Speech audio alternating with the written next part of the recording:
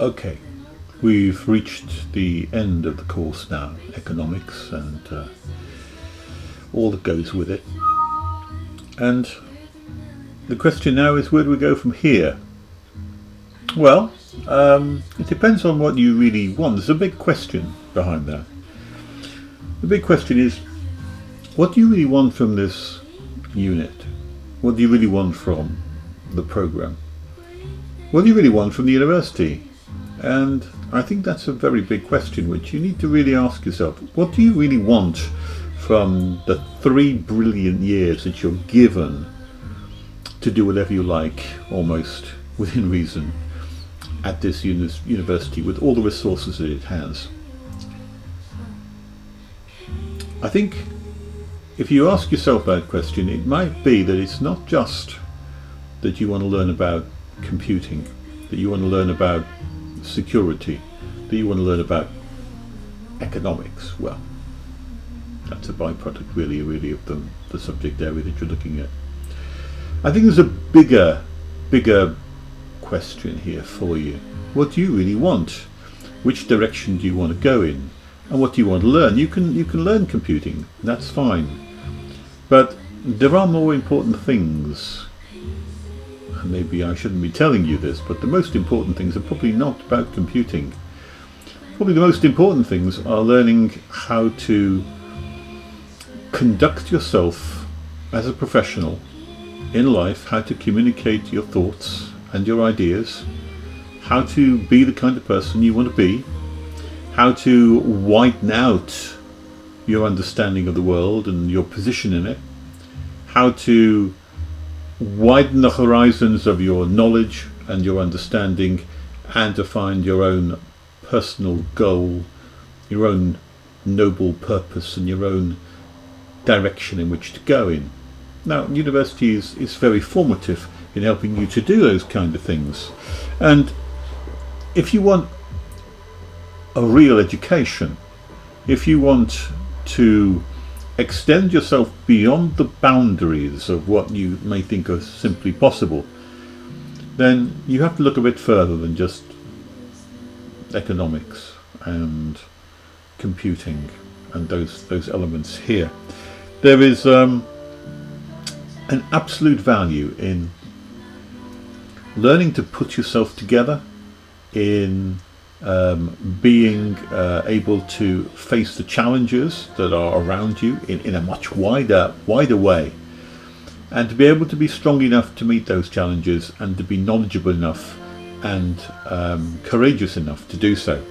So you need to familiarise yourself with the world around you and with the great thoughts which have happened and occurred during that time.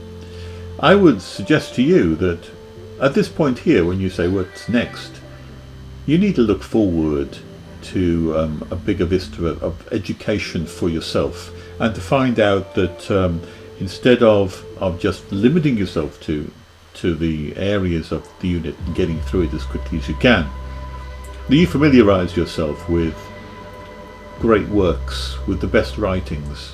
You know, that we have as a culture, as a civilization, we judge that there are great works which have been written down many ages, maybe thousands of years old.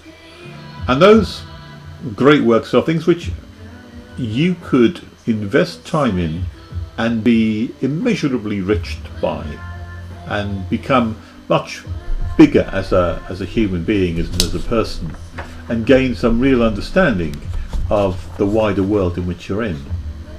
I think that's an important thing. You might as well start by assuming that, you know, historically these great books, these great works, they're at least as great as you are. They're at least as maybe greater than you are.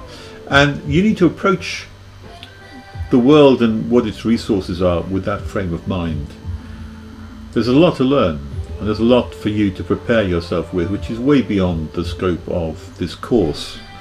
And you know, even though some of these works might be much older than you could ever think that you'd be interested in, certainly older than computing books, there is much more of them in them if you grapple with them, which will be of extreme benefit to you as a human being, as a person, And so my advice to you is to read widely and to read well.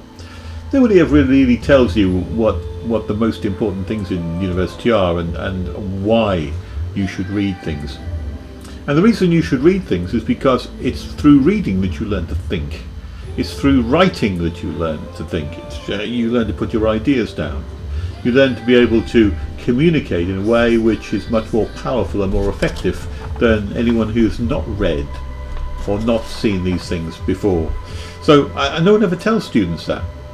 No one ever tells them that the reason why you learn to write clearly and read books is so that you can argue your case, so that you can put forward your views, so that you can be compelling in what you have to say to somebody else, so that they will listen to you, so that you will have an impact on other people, on the world around you, and on society at large. And you can do that.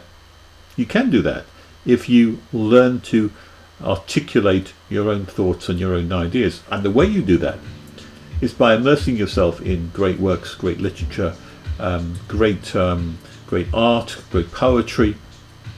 It's a much wider field, and it's a much bigger thing, you know. And the thing you find, that the people who are the most successful, the people who are the most compelling, the people who are the most able in society, are the ones who are always the most articulate and the most able to put their thoughts into clear, persuasive words, and to be able to write their case or present their case logically and powerfully and persuasively to other people. And if you can do that, then all I can say is that it's no joke to be articulate. You become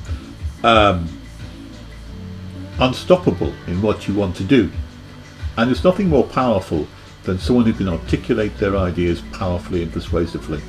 Now, that's something which you need to aim towards, and the way you get there is by immersing yourself in the great works of literature, of writing, of humanity, and so gain for yourself a more noble purpose and a noble aim which you can take pride in aiming at and being something. Now, all that may sound quite noble in of itself, but I think that when you look forward, if you take these kind of things seriously, then the direction which you need to go in is something which you have to determine for yourself to many great degrees.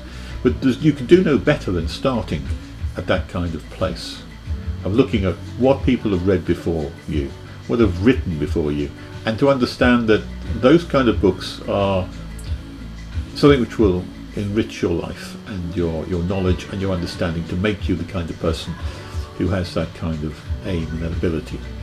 So, with that in mind,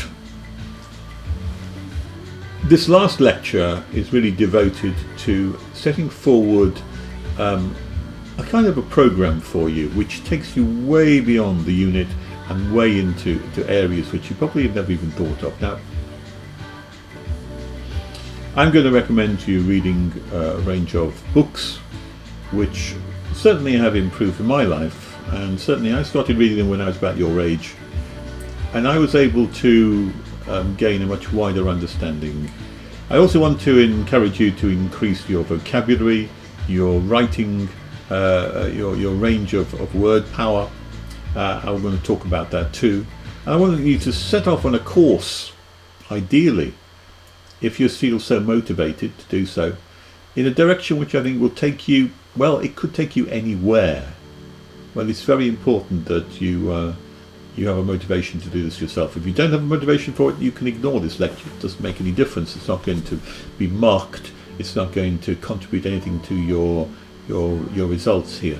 This is purely for those people who have an interest in developing their own understanding, their own knowledge, and their own character, their own skills, their own ability, and to be something more than what you are at the moment. You can make an impact in the world. You can make an impact in your neighbourhood. You can make an impact in your workplace. You can make an impact upon your friends and your colleagues, if only you can learn to communicate clearly and powerfully. Do that, and you'll be, as I say, unstoppable.